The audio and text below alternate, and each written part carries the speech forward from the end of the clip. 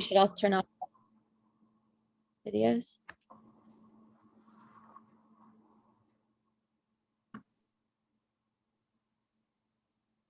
Susanna, did you say turn off videos? I was asking. Yeah, maybe. Yeah, if we're not the ones talking. Okay, great. That sounds good. Good afternoon, everyone. Welcome to today's second webinar in the Managing California's Groundwater webinar series.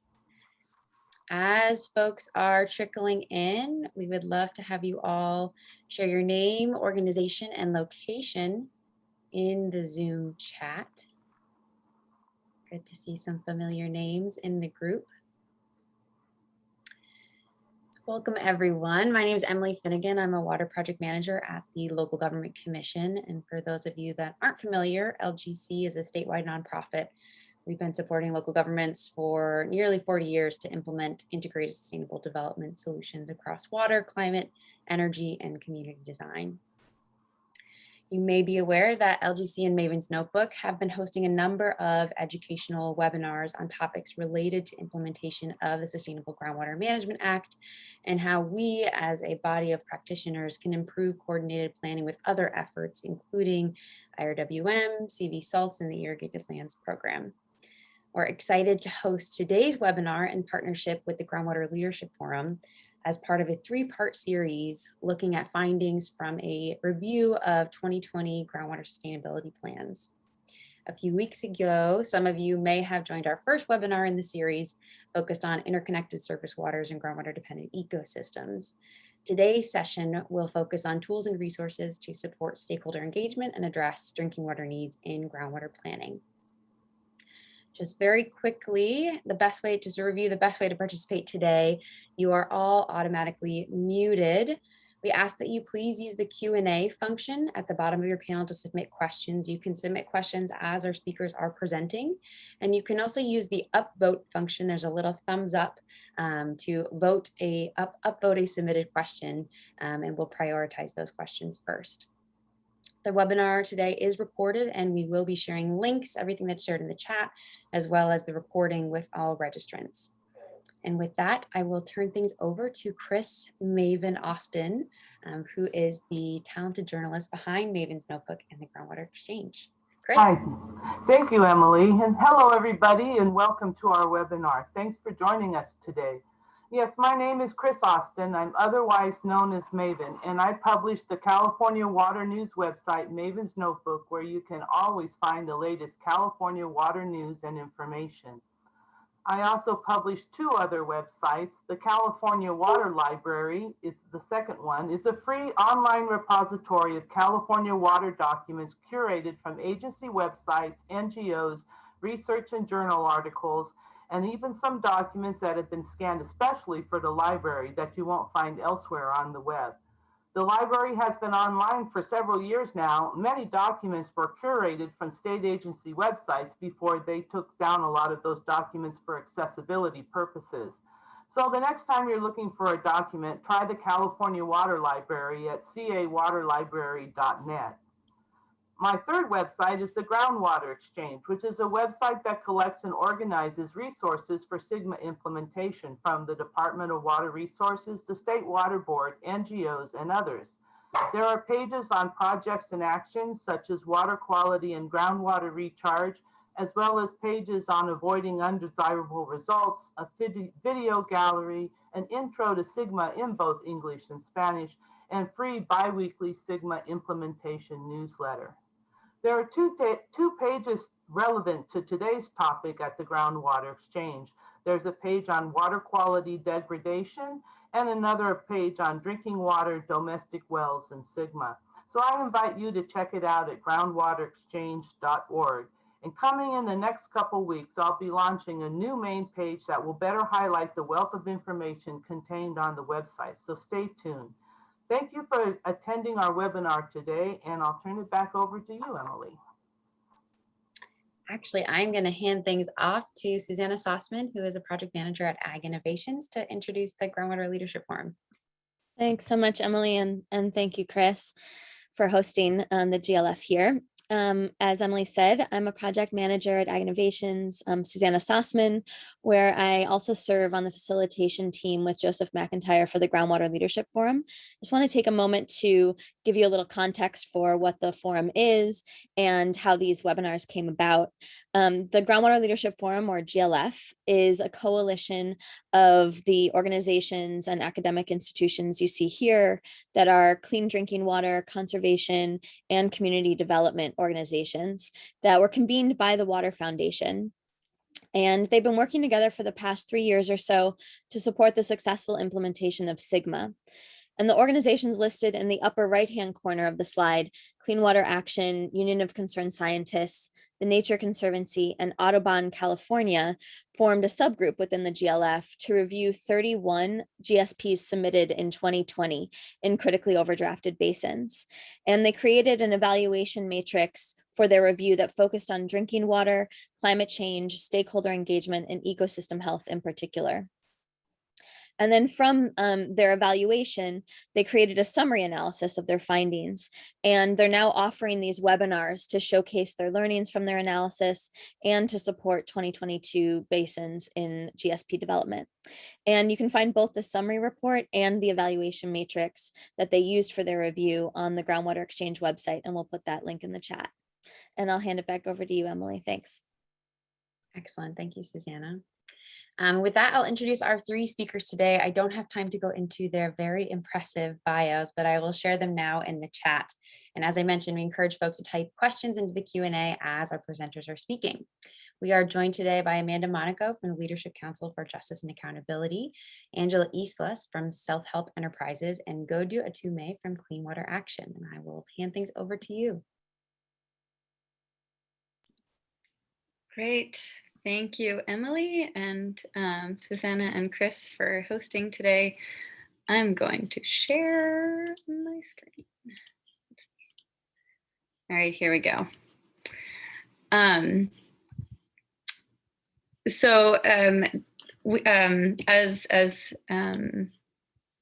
Emily and Susanna and Chris already kind of talked about, we're going to be discussing several issues today, including SGMA and inclusion of drinking water users, the human right to water, how to identify beneficial users, stakeholder engagement, sustainable management criteria, projects and management actions, and some tools, general tools for GSP development. I'm going to start off with giving a little framing and context for SGMA and why it's important in the SGMA context to include drinking water users. First of all, as many of us gathered in this virtual space know, SGMA really fundamentally changed and democratized the way that groundwater is managed.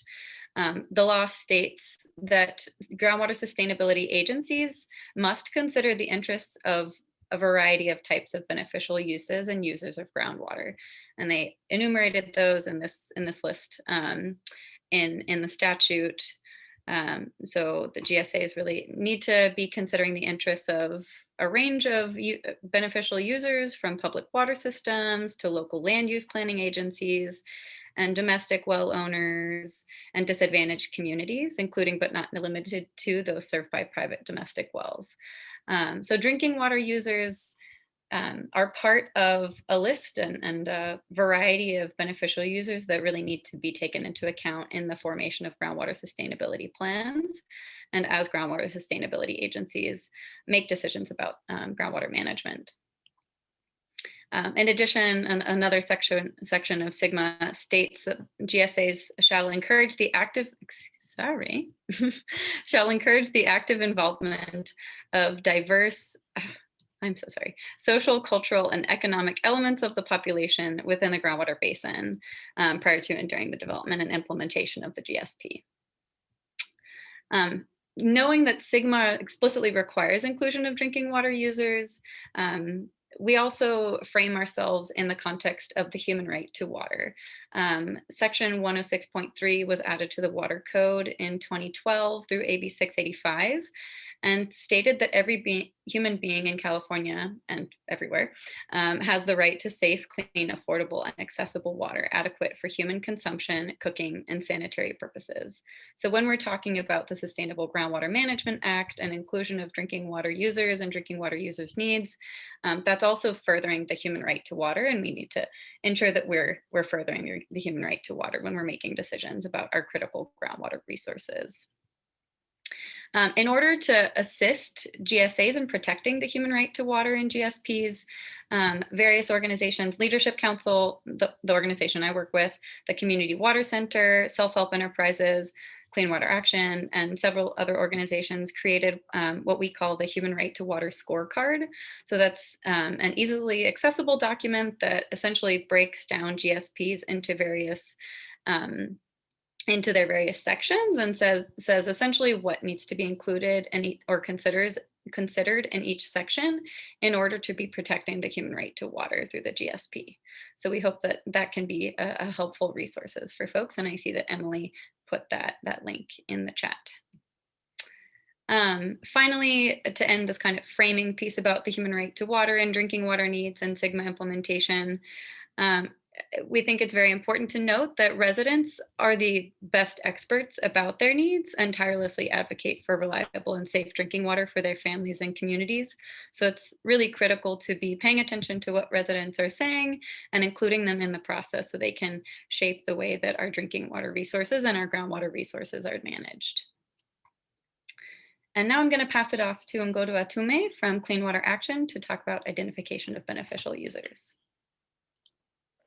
Thank you, Amanda. Hi, everyone. My name is Ngodoo Atume. I work with Clean Water Action as a water policy analyst, and I will be discussing the identification and consideration of beneficial users. Next slide, please. Next click. So SGMA is really about local control and management of groundwater resources to ensure sustainability. And the core part of this is identification of underrepresented stakeholders. The DAC mapping tool was created by Department of Water Resources to aid GSAs in identifying the presence or absence of disadvantaged communities that fall within their basin. It provides data by census tracts, block groups, and census-designated places. As you can see from the map, the darker pink represents severely disadvantaged communities, while the lighter pink represents darks and yellow shows regions with no data. Next click. So here's an overlay demonstration on how to identify ducts that fall within a basin. This is zoomed into the Big Valley sub-basin. It is a medium priority basin, so they're required to submit a plan for 2022. Next click. So here is a severely disadvantaged community that falls within this basin. Next click, please. And looking further in, I think the important thing about this tool is that it provides details about the location, the name of the community. So here we have Kelseyville, the population in this community, the number of households, and their median household income. Basically, we want to see GSAs including this level of detail as part of their GSP, and also provide details on the population within these communities that are dependent on groundwater as their source of drinking water. Next slide, please. So this is a brief assessment result from the GLF review of the 2020 plans. We found that 90% of the GSPs we reviewed identified disadvantaged communities within their basin. Now, this is an important step, and identifying DACs is key. We want GSAs, however, to take a more holistic consideration of these communities. So part one is identifying them. When you've done that, consider and conduct outreach and engagement in these communities, consider their drinking water needs as you develop and also implement your plan. And my colleague Angela will speak more on stakeholder engagement shortly. Next slide, please. So another beneficial user to identify within your basin is tribes. California Native American tribal governments and tribal communities have sovereign authority over their territory, whether they're federally recognized or not. We have significant number of tribes all across the state, as you can see from the map. So bearing in mind their sovereignty, we recommend that the GSAs consult with tribes within their basin as they develop and implement their plans. I do think both tribes and GSAs have the same goal, which is to ensure groundwater sustainability. So it's the benefit of a GSA to consult with them and then also have a tribal representative on your board as you develop your plan. Next click. So this is the guidance document that was put together by the Department of Water Resources. It provides details on who to contact when you're carrying out a tribal consultation, how to engage with them properly, and then how to consider their needs. Next click, please. So here's an overview of our review of the 2020 plans. We found that 70% of the GSPs we reviewed failed to identify any tribal lands within their basin, and the larger percentage failed to discuss how they made those determinations. Next slide, please. So to aid the determination of tribal lands within a groundwater basin, here's a quick spatial analysis using the Sigma data viewer, where I basically did a quick overlay of tribal lands on Sigma basins zoomed into the Sac Valley. And from the map, we can see that we have a good number of tribal lands in the 2022 basins, and some basins actually have more than one. So GSAs should consult with these tribes and include them as part of your GSP and have them on your board.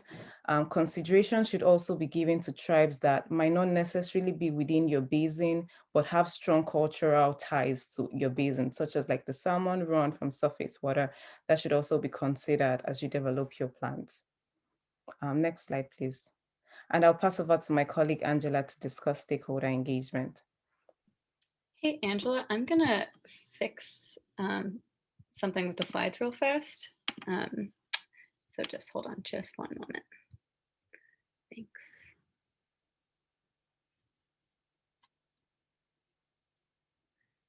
And now my computer's being very slow. Great timing. Sorry, everyone. Okay, here we go.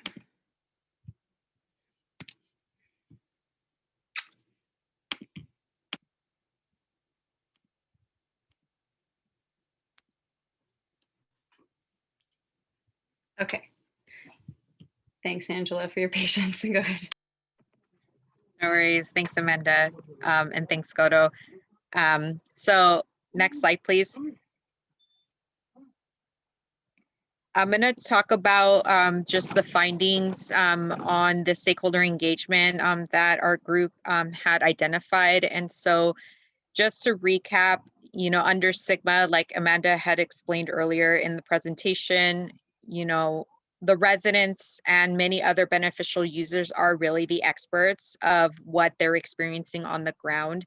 And so GSAs are required to connect with all beneficial users in order to really understand how they want to form their GSPs and protect the sources that they are depending on in their basin. And so here, the top three that they are required to really, be inclusive on is, groups in developing GSPs, which is including them in the processing, listening to resident feedback, and most importantly, implementing feedback within their GSPs. Next slide.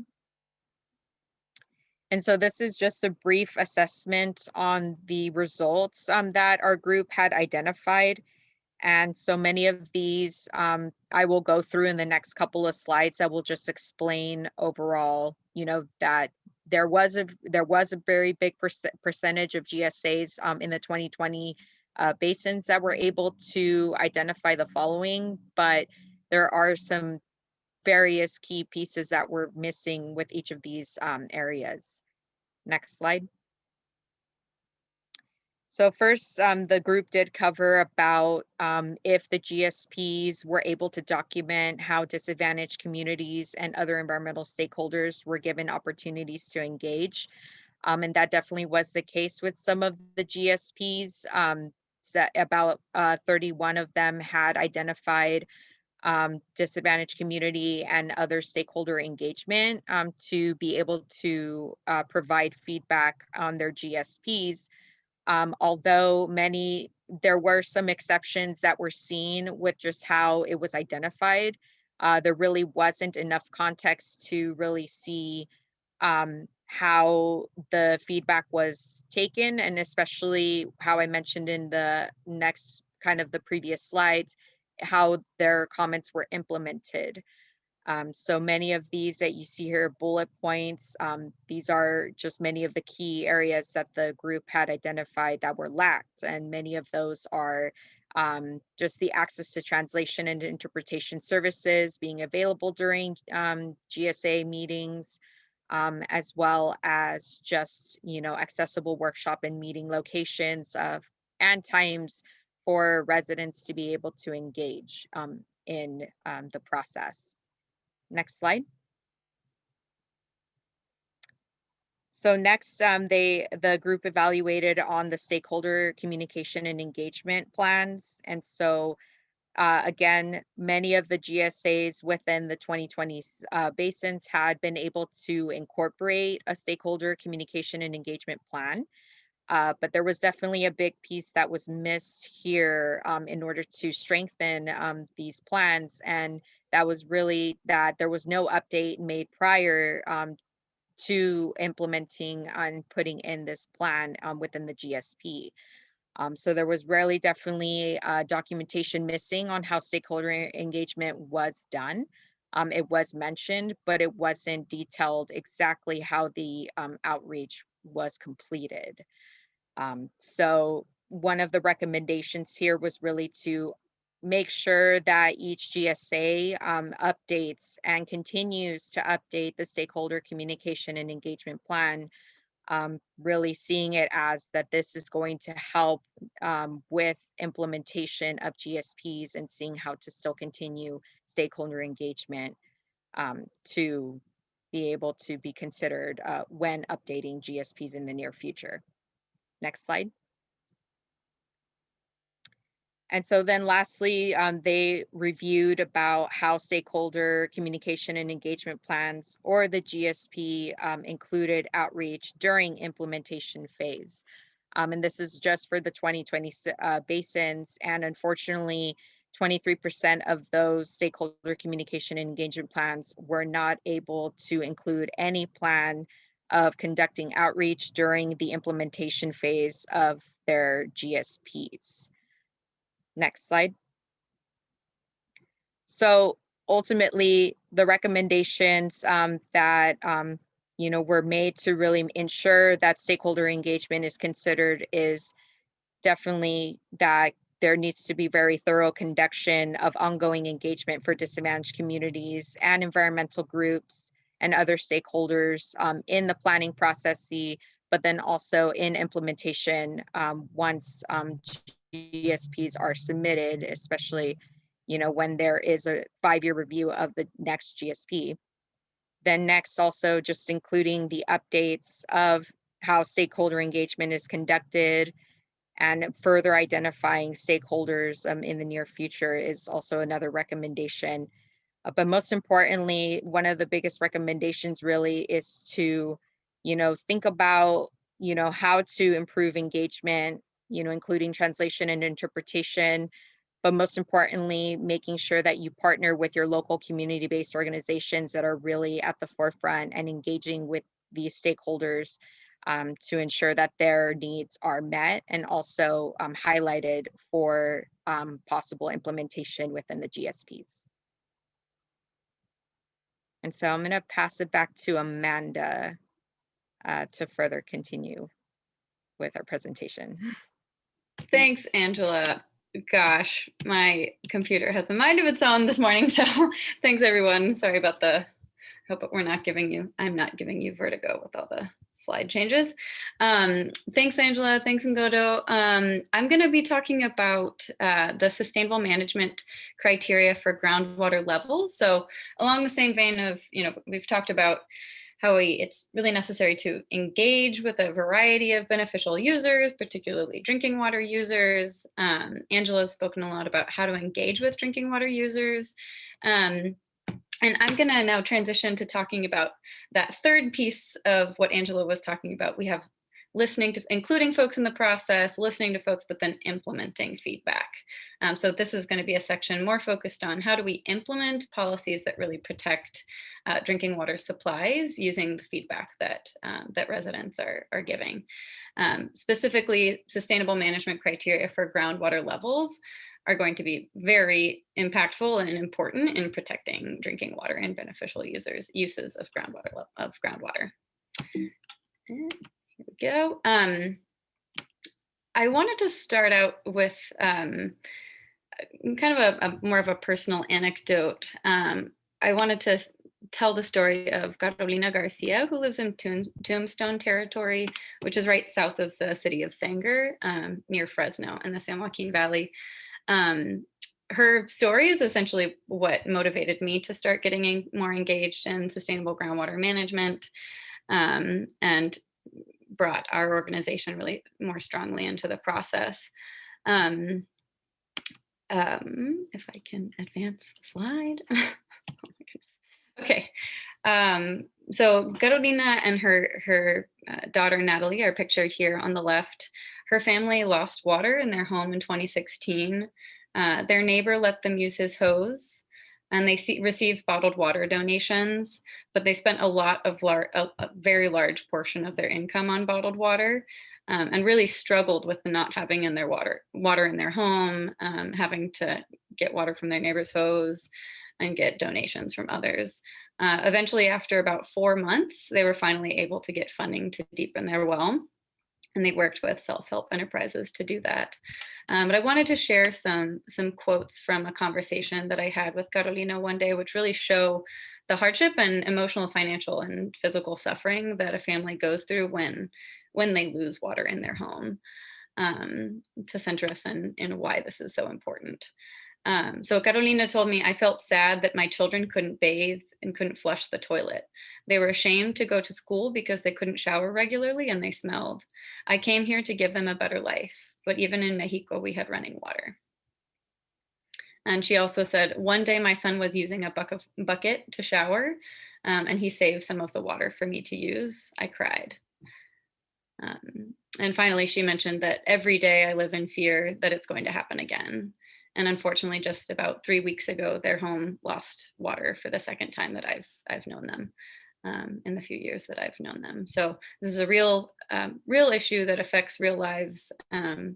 And Sigma gives us this great opportunity to try to protect drinking water for folks who simply need to be able to open the tap so that they can have water to drink and cook and bathe.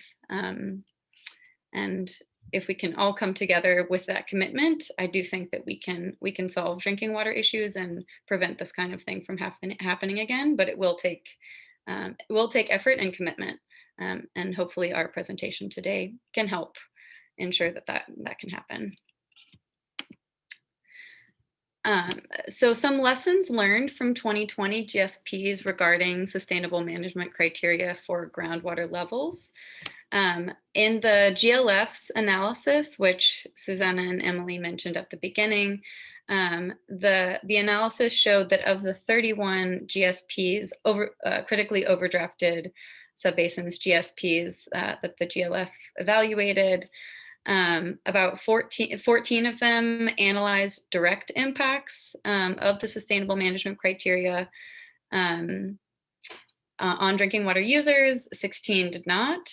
And 28 of them did not evaluate the cumulative or indirect impacts of minimum thresholds on disadvantaged communities. And unfortunately, the effects that we're seeing from that is that in the San Joaquin Valley, 2020 GSPs will allow for up to 12,000 wells to go dry. One resource that shows some of that impact is a tool that Leadership Council, the organization I work with, that we helped develop along with several consultants, Rich Paulu and Darcy Bostic, shows that about 9,200 to 9,651 wells are estimated to go dry in the San Joaquin Valley, which is about 60-ish% of all domestic wells. Another analysis done by EKI showed that from their estimate was a little bit higher, just given that their data and methodology used several different assumptions, but generally what we're seeing is similar numbers or more, so up to 12,000 wells they estimated drinking water wells are likely to be dewatered at the minimum thresholds. So we're seeing that this, unfortunately, the groundwater sustainability plans in the San Joaquin Valley are not protecting drinking water wells, and could cause something like Carolina's family's dry well to happen again, and a widespread effect across the San Joaquin Valley, which would essentially be a human rights crisis. We know that those are the statistics from the San Joaquin Valley and critically overdrafted subbasins. We know that there are similar effects that could occur in 2022 GSP areas. This is a map of Sigma data viewer data showing the falling groundwater levels in 2022 GSP areas. And this is reports from My Dry Water Supply tool, the My Dry Water Supply tool through the Department of Water Resources, which is already reporting groundwater outages in domestic wells. And some main takeaways about groundwater level sustainable management criteria. These are essentially what we recommend, knowing what happened with the 2020 GSPs. This is what we recommend 2022 GSPs do. 4 main recommendations. So first, explain what significant and reasonable impacts are. I should also note that some of these recommendations are also shaped by the 4 subbasins where DWR has already come out with some preliminary decisions. We know that DWR is saying you need to explain what significant and unreasonable means for your subbasin. And we would argue and hope that everyone would agree that a violation of the human right to drinking water should not be considered reasonable. Second, will the proposed sustainable management criteria cause those significant and unreasonable impacts? So evaluate what will happen based on your proposed sustainable management criteria and explain why you decided what the sustainable management criteria that you decided upon. You can use the state well completion report data set, which is publicly available and shows where domestic wells are. It's an imperfect data set, but it's what we have. And there have been some efforts to clean it up. I've linked here to a page that has some refined well completion report data. So you can easily look at that, look at where your proposed minimum thresholds are versus where the domestic wells are located and their depth, and show what the potential impact is on domestic wells. And that kind of gets to this point of using the best available information. So we do have information that GSAs can easily access to see where domestic wells are and contrast that with where they're putting their sustainable management criteria, their measurable objectives and minimum thresholds. So we definitely recommend using that data to see what the potential impact might be. Third, if the GSP plans to allow drinking water wells to go dry, have a plan for mitigation. So if your plan is going to potentially allow 1,000 wells to go dry, that is a very significant impact. And you should have a plan in place for helping folks out if they're not able to dig a deeper well or connect to a local water system. And fourth, ensure the monitoring network captures drinking water impacts. Here, I have a slide talking about the representative monitoring networks. One thing that we found in the GLF's review was that many GSPs didn't include well depths in the proposed monitoring network. They didn't overlay monitoring wells with nearby disadvantaged communities and groundwater dependent ecosystems to ensure that their monitoring network was capturing impacts to those vulnerable areas. Most of them, however, did include a plan to identify and fill data gaps, but not necessarily in relation to to detecting impacts on disadvantaged communities or GDEs.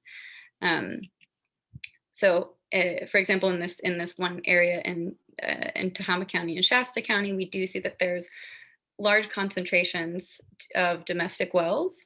So our recommendation would be to put representative monitoring wells near those domestic well communities and domestic well users to really make sure that you're detecting impacts on those users. And now I will hand it off to Ngodoo Atume from Clean Water Action. Hand it back to you, Ngodoo, to talk about projects and management actions. Thank you, Amanda. And thank you, Angela. So I'll quickly share our findings on projects and management actions, but mainly I'm going to provide recommendations for the 2022 GSAs drafting their plans, and then for the 2020 GSPs implementing their plans. Next slide. Next click. So the first recommendation for GSAs is the GSP should include a description of any potential impacts or benefits to drinking water that might result from each selected project and management action. Next click. An easy and common option is to supplement groundwater use with surface water use, and we've commonly seen this among GSAs. But in addition to doing that, GSAs should also start demand reduction early. This can include groundwater pumping allocations and having metering in place. And also land repurposing is another option that should start early and GSAs should consider. Next click. Here's a resource called Advancing Strategic Land Repurposing that was put together by EDF and is a helpful resource and tool for this. Next click. The third recommendation is for GSAs to prioritize projects and programs that protect drinking water. And my colleague Amanda touched on this briefly. If your plans or your projects and management actions are going to cause wells to go dry, like we've seen with Carolina's family, then GSAs should have a drinking water well mitigation program in place. Next click. My colleagues from Self-Help Enterprises, Community Water Center, and Leadership Council for Justice and Accountability developed this framework document here. It's called Drinking Water Well Impact Mitigation. The main goal of this document is to provide GSAs with a structure to monitor and protect domestic wells and small water systems, and then to mitigate impacts such as dry wells or even partially dewatering of wells. Next slide. The fourth recommendation is regarding groundwater markets. This has been commonly seen among GSAs, but we urge GSAs to consider and prioritize vulnerable stakeholders and economically distressed areas during the design process of any groundwater market. And fifthly, monitor potential impacts from recharge projects. So we have Sustainable Conservation in partnership with Earth Genome have put together the Groundwater Recharge Assessment Tool, which is basically an interactive platform that utilizes best available data and science to determine where, when, and how to go about groundwater recharge. So this is also a helpful resource for the 2022 GSAs to make use of. Next slide. With regard to groundwater quality, during our assessment with the GLF, we found that 67% of the 2020 GSPs failed to identify the impacts of their projects and management actions on water quality. And water quality, to a large extent, was one undesirable result that was not fully addressed in the 2020 plan. So I'll touch briefly on this. Next slide. Next click. So it is a statutory responsibility of a GSA to ensure that its management of groundwater conditions will not significantly or unreasonably degrade water quality. And also to avoid this idea that groundwater quality has to degrade before it gets better.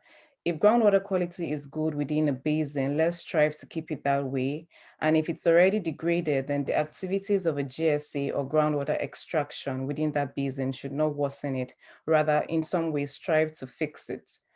Next click. So here's a screenshot from the Department of Water Resources determinations that were recently released for the 1,400-foot aquifer sub-basin.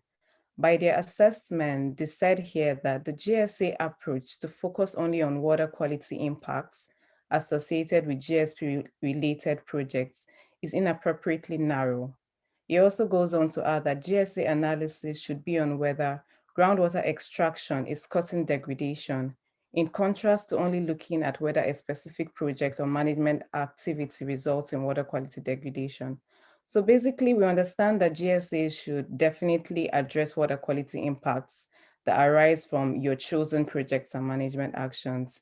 But we've commonly seen that groundwater extraction and overpumping can lead to release of some naturally occurring contaminants like arsenic that have the tendency to degrade water quality. So there should also be a focus on degradation that can result from extraction. Next click. And one of the corrective actions that was recommended by the Department of Water Resources for that particular GSA was for them to coordinate with water quality regulatory agencies and programs in the sub-basin. So basically, this provides some sort of trajectory to understand GSP evaluation for groundwater quality. Next click. And this is a guide to water quality that was put together by Stanford in the West. It pretty much covers approaches on how to identify and consider groundwater quality through the development and implementation of a GSP. Next slide. So here are some groundwater quality recommendations that the GLF has put together after reviewing the 2020 plans. These are the recommendations we have for the 2022 plans being drafted. One, GSA should assess if groundwater extraction is resulting in degradation of water quality. And this can include migration of contaminant plumes and also release of naturally occurring contaminants like I mentioned previously. Secondly, GSA should determine the potential impacts or benefits of your selected PMEs on groundwater quality. Groundwater recharge projects, for instance, can have multiple benefits such as increasing groundwater storage and levels. It can also dilute contaminant plume, which is a benefit, and improve water quality. But if improperly designed, they have the tendency to mobilize contaminants and lead to water degradation, water quality degradation. So this is a recommendation that the 2022 GSPs should, consider. Thirdly, utilize existing water quality data and information. There's a whole wealth of data out there, and the Gamma2 is a repository that has water quality data and will be helpful for GSAs to utilize. Also identify and understand contaminant strengths within the basin. So I think it's common knowledge that for the Central Valley, for instance, nitrate is a very common contaminant, but there are other contaminants all across the state. So identify the contaminants of concern within your basin. GSA should also develop a supplementary groundwater quality monitoring network when necessary, and that's part of the sustainable management criteria to have. You should have a monitoring network to understand and monitor the contaminants within your basin, and coordinate and work closely with water quality regulatory agencies and programs within your basin. And lastly, which I think is very important, your minimum thresholds and your measurable objectives should align with drinking water standards, whether federal standards or state standards or local standards, but in some way you should have that high bar for the MTs you're setting. Next slide. So here's an overview of the tools we've mentioned through the presentation. And thank you, Emily. I saw that you're putting them in the chat, but would have the links available to you also with this presentation. Next slide. And I think I'll pass over to Emily for questions and answer. Excellent. Thank you, Ngodoo. And thank you to all of our wonderful speakers. I invite you all to turn your videos back on. And if this webinar has shown anything, it's that there is a wealth of resources and knowledge out there. And we really encourage you to reach out to these organizations, review these resources, and please do contact us if you have questions. We're here to help and support not only the 2022 plans, but also the 2020 plans that will have 19 years to be implemented. So we're going to go ahead and turn to questions. I just want to remind you all to continue typing your questions into the Q&A in the chat. We've already received some really great ones. The first one up is from Lynn Rodriguez down in Ventura. Lynn asks, how do you see IRWM, the Integrated Regional Water Management Program, and specifically the Disadvantaged Community and Tribal Involvement Program that was funded by Proposition 1, being incorporated or collaborated with in GSP engagement process? They're on slightly different schedules, but the work being done to address underserved and vulnerable communities and tribes in IRWM could be really helpful to GSAs, and I'm sure vice versa. And I know, Angela, you have probably the most experience with IRWM if you want to take that one. I think it's from what I've experienced on it, and I mean, I didn't really work on the tribal side of the work. One of my colleagues did, and it was very successful to kind of see how a lot of the tribes really learned about how they can get involved in IRWM. I guess in terms of like Sigma, I mean, we do see a very big leverage with IRWM funds, like really kind of supporting more on the stakeholder side. And, you know, I know a lot of IRWM groups, many of the decisions on the funding really relies on their priority lists. And many of those lists, they have a certain timeline of, you know, when they would want to update it. And many of those can be like up to 5 years later that they would want to update the priority list to prioritize the funding to be focused on, you know, on stakeholder engagement. And I've seen that some IRWMs, I work mostly in the San Joaquin River funding area, they don't have stakeholder engagement as one of their priority topics. And that's something that, you know, there still needs to be a lot of conversations personally with the IRWM groups to say, you know, we would love to see stakeholder engagement be a priority topic, and this is going to bring more opportunity for IRWM funds to kind of just leverage and have that be like a really big focus on the Sigma side. That's kind of how we envision it, and we do envision it too with the tribal involvement program too. You know, it is a matter of just, you know, really talking very, you know, personally with the IRWM groups and seeing how much we can really see the GSAs and the IRWM groups collaborate in that effort. So I think that's the best way I can answer that question. Yeah, and I've seen some GSAs actually use the IRWM project list to inform which project they'll select for the GSPs. And I'll just add, Local Government Commission co-hosted a summit back in October on lessons learned from the Disadvantaged Community and Tribal Involvement Program. And I'll share a link to that if folks want to learn more about that program and how some of the lessons learned and resources can be implemented in Sigma. Our next question comes from Kirsten Pringle. She says, what advice do you have for engaging disadvantaged communities in areas where there are no local CBOs, community-based organizations, that work on or have a demonstrated interest in water issues?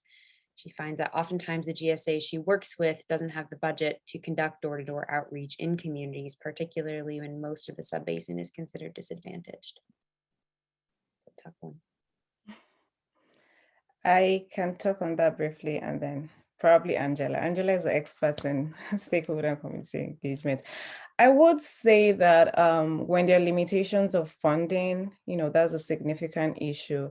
But there are places where you can find, if you go to disadvantaged communities, there are places where you can find stakeholders. There are places where they meet. If it's farmers markets, there are avenues where you can find them and you can find ways to put across information, right?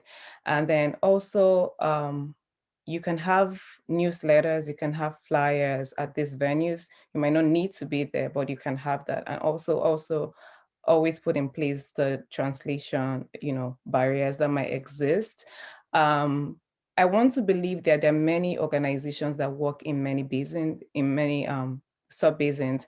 It might not be working on Sigma, but am I able to, you know, pass across your message if it's the flyers you have or the newsletters? So in some way you can reach people, and, you know, we have good mappings of where domestic wells are located. So you might not have to do it at the same time, but you can, you know, reach to these owners if you spread it out.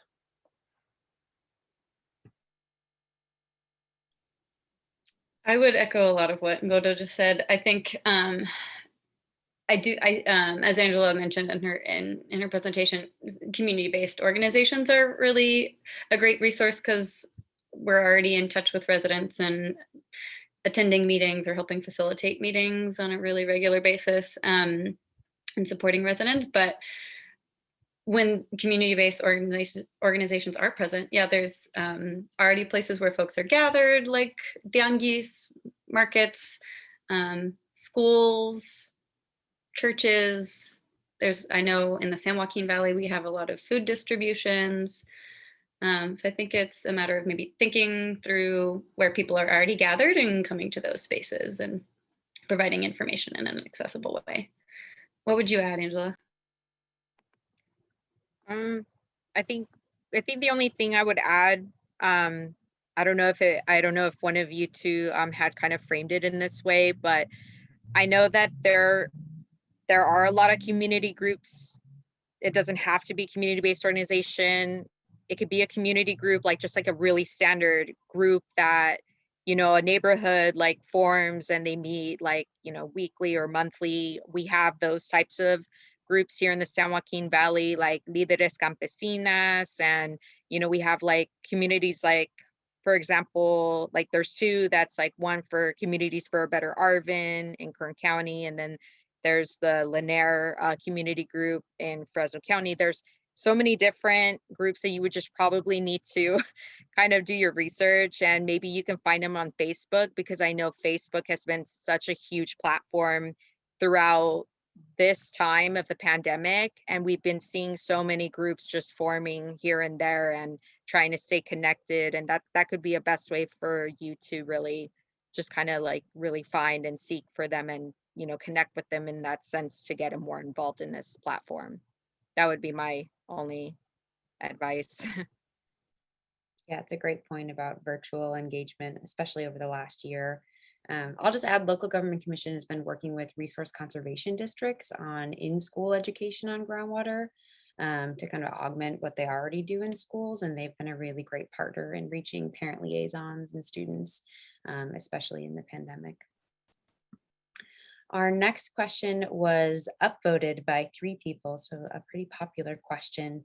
Does arsenic become more concentrated when the aquifers become overdrafted by the exploitation of groundwater, especially in overdrafted basins? And is there any type of scientific data on this matter? And this comes from Horacio and Mesquita. Yes, yes, and yes, it does. And there is research. I believe it was by Thomas Harder who did a report on a few years ago, essentially proving that in the San Joaquin Valley and elsewhere, as water levels get drawn down, arsenic is released more from the soil particulates and goes into the water, thereby increasing the concentration of arsenic in the groundwater. When we kind of send out the links and everything to this presentation, we can send the link to that report as well. Yeah, I think you're right. I think that came out of UC Davis, but it's a good question. Next question from Andy Ramirez. How well do you see efforts to recapture irrigation runoff back to recharge basins?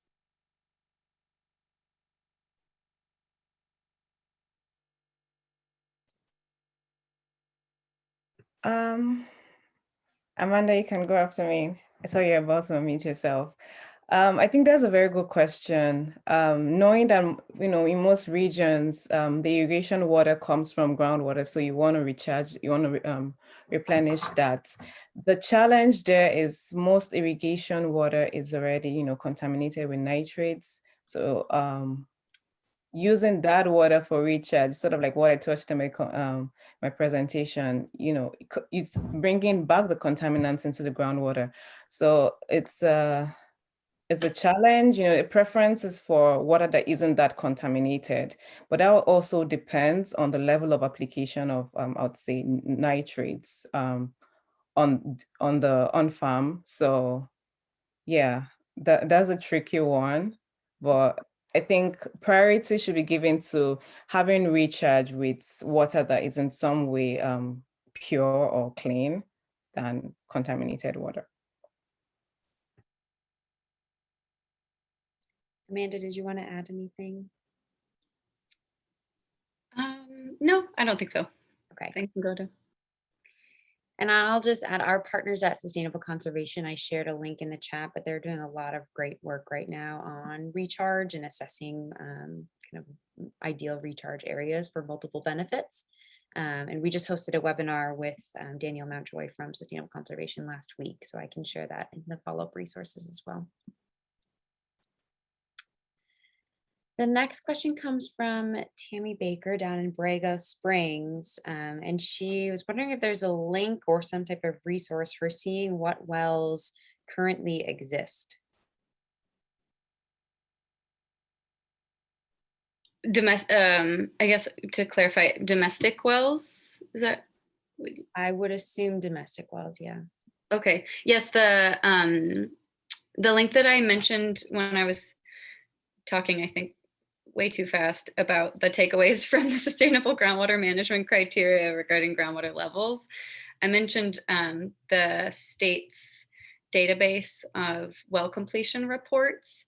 So essentially, whenever a county permits a new, this might be, you might already know this, so sorry, but whenever a county permits a new well, they're required to get a well completion report from the driller that says kind of how deep that well is and other specifics about the well, where it is, and that is sent to the state. So the state has a database where they have all of the well completion reports from the state, the Oscar data set, and we can share that link when we send out the materials. But that we do have to be upfront about the fact that there are old wells in that data set. It's not 100% accurate because there are some wells in that data set that are not currently being used or not currently active.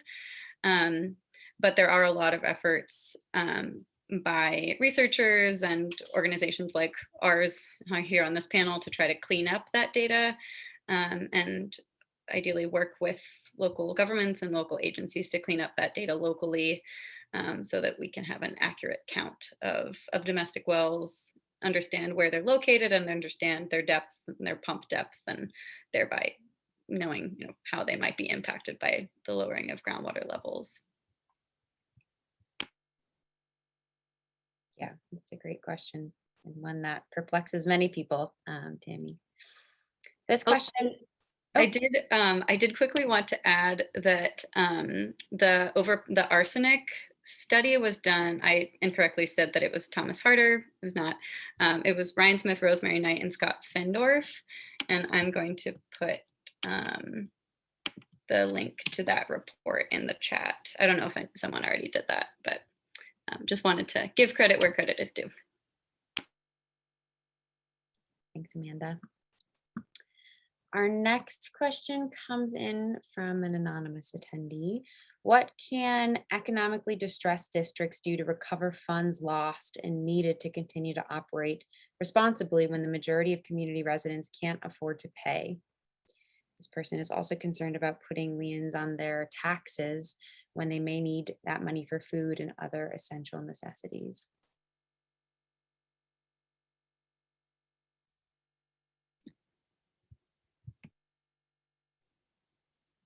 I have some thoughts, but I feel like I've been talking a lot, so. Yeah, well, I mean, I don't work on this mostly on my side. I mean, we have two different departments at Self-Help Enterprises, and one of them is the Community Development Department. They're the ones that mostly work on water and wastewater capital projects. But I know that last week our director had forwarded over that the shutoff moratorium was extended.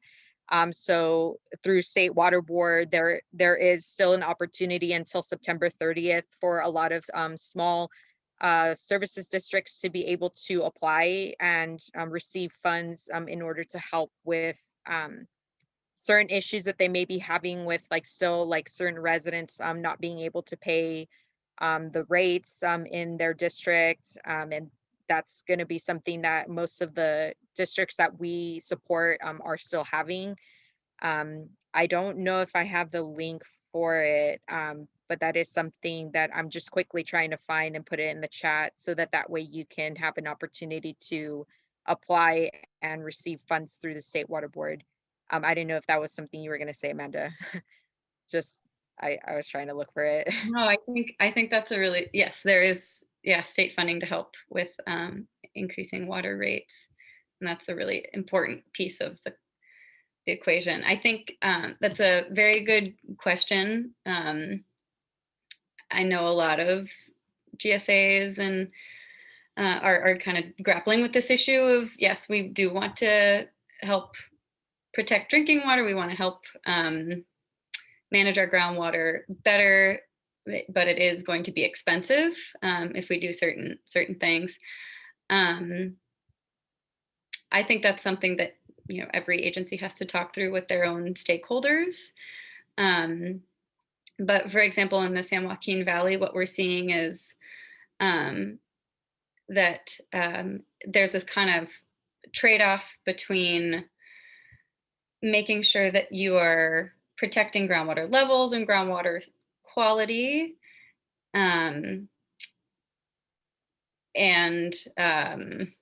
drinking water supply and drinking water quality, and kind of economic productivity, that protecting groundwater supply and quality might impact your economic productivity. But what we're seeing in the San Joaquin Valley is that, for example, to do drinking water mitigation programs, it would really be a very small percent of the overall economic profit from using the groundwater. If we're looking at the profit, it would be really a pittance that would really a small amount that would go a really far way to deepen folks' wells, get them connected to local other larger water systems. So we should be able to do it all, but there's going to be trade-offs. I don't think there's a magic bullet, but hopefully with state funding and local actors being more willing to contribute to drinking water solutions, it can be a win for everyone. I know your organizations are involved in some legislative advocacy right now on this topic in particular. I don't know if one of you could touch on SB 222 or 223 and how that might address some of these challenges.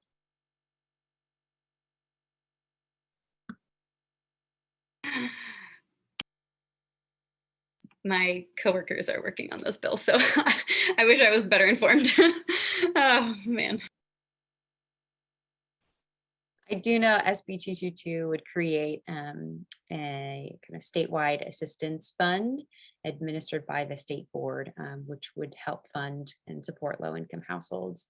And 223, which I think recently died in committee, but would have extended existing protections to cover small water systems. But 222 is still moving forward, and it has the support of a lot of groups on this call. So there is legislative action, particularly in the governor's drought package, around supporting small water systems. Our next question comes also from an anonymous attendee. Are GSAs looking at PFAS and other emerging contaminants in groundwater as they prepare their GSPs?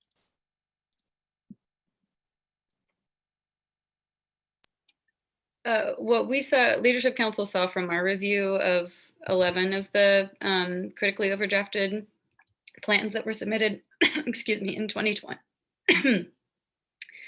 In 2020, hold on. It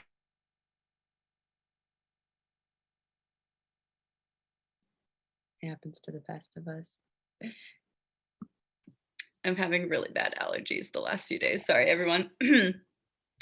We did see several GSAs who identified the existence of PFAS in their subbasins, but unfortunately they did not create sustainable management criteria for those contaminants. But knowing that those are contaminants of concern in their subbasins, we would hope that DWR will require them to go back and start monitoring for those and ensuring that they have sustainable management criteria for those contaminants and any other contaminants of concern in their subbasin.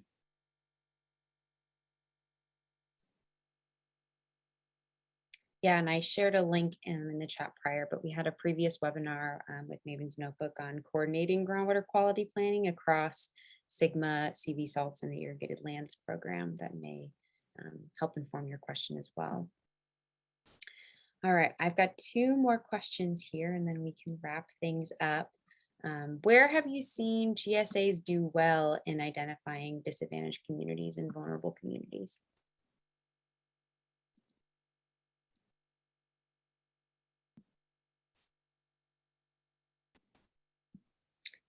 Can you repeat the question, Emily? Yeah, where have you seen GSAs do well in identifying disadvantaged and vulnerable communities?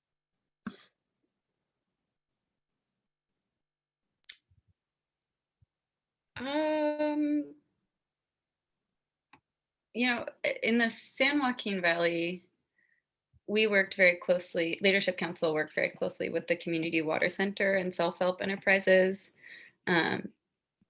to ensure that that identification was being done correctly. And I think there were,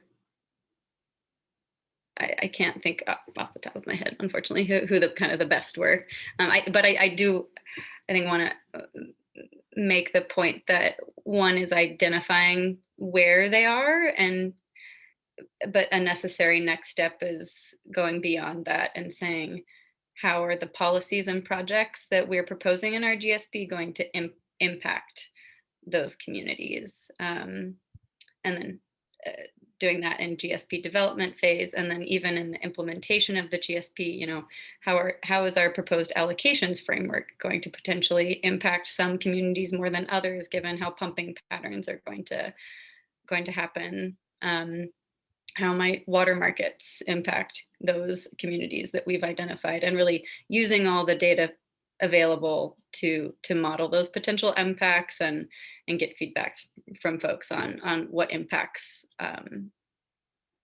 how different activities would impact their drinking water supply.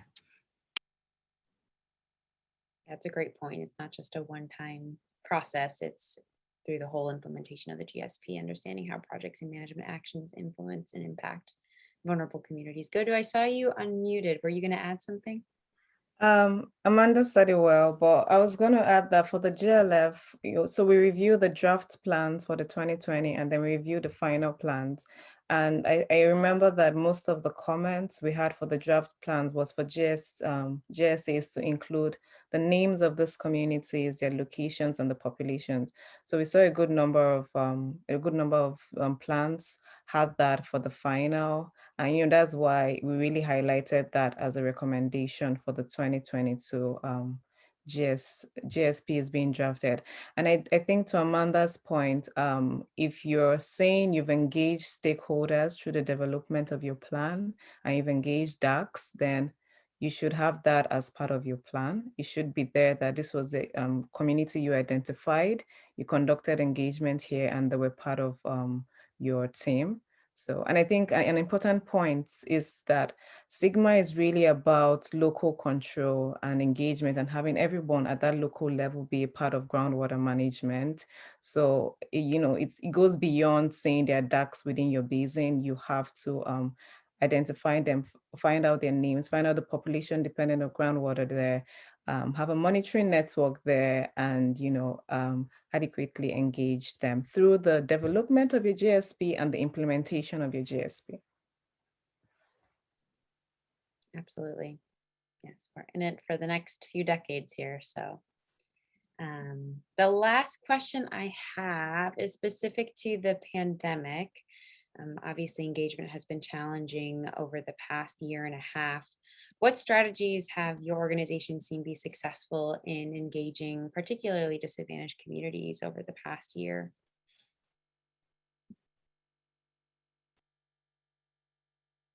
Angela, I'd love to get your thoughts on that one. Yeah, I mean, I think personally, there was really no like right or wrong in this situation. I know that, we've done everything we could last year to really like stay connected with some of the groups that we've had through our programs. And, you know, we have one in particular that was like the Leadership Institute. That one was, you know, we had a lot of different cohorts that we've stayed connected with, and they've been kind of really the platform of, you know, speaking for a lot of their communities and, you know, handing out flyers and, you know, spreading the word on just like really what's been going on in the, you know, in Sigma or even in IRWM. That's how we've been doing it most of the time. And then also spreading it through our departments, especially with our community development department. We've been having them share it with like their boards and their small districts to just kind of like, you know, let them know when meetings were happening. Um, and some communities, you know, they were not able to due to, you know, broadband access being one of the biggest issues that we've been seeing. And I know Amanda has seen that with various of her communities that she's that she's been supporting, that broadband was a really huge issue. And we've seen some communities that were able to really, you know, they've been able to adjust to Zoom and they were very comfortable with Zoom. And I know Fairmead, for example, the community of Fairmead in Madera County, Vicky Ortiz was as a board member for Fairmead Community and Friends, and she was very, very much, you know, appreciative of, you know, having access to Zoom and being able to attend that way. But, you know, it's not really the same with a lot of communities out here. It's very, very different with, you know, who's comfortable and who isn't. But then also within our organizations, we do have a lot of that, you know, networking and a lot of like different programs that we could still be able to reach out to those folks to stay engaged. I don't know if you have anything else to add on, Amanda. Yeah, thanks, Angela. I think we had a very similar experience. Uh, it was at the beginning of COVID, honestly, so many of the residents that we work with could not focus on long-term planning of natural resource planning, right? They were focused on much more immediate concerns like being able to pay their rent and the fact that they couldn't go to work and they were getting sick, and we weren't able to. We stopped community meetings. We stopped facilitating community meetings, and residents in general stopped facilitating their own community meetings because you know, disadvantaged unincorporated communities have much less reliable access to healthcare. So no one wanted to put their health at risk. And so that really, whereas normally we interact with folks through in-person meetings, we had to transition to doing mostly phone calls, flyering in communities to get information out, and then, you know, following up with phone calls. And slowly some communities who had never done Zoom before started doing Zoom now. And for some folks who do have internet access, they were able to now start being more engaged than they had before, actually, because they wouldn't have to go to a meeting that was an hour away. They could do it from the comfort of their home. For a lot of folks, we actually were able to get some grant funding to give some folks iPads.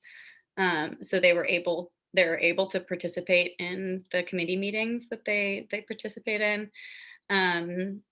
And folks have kind of gotten more used to that.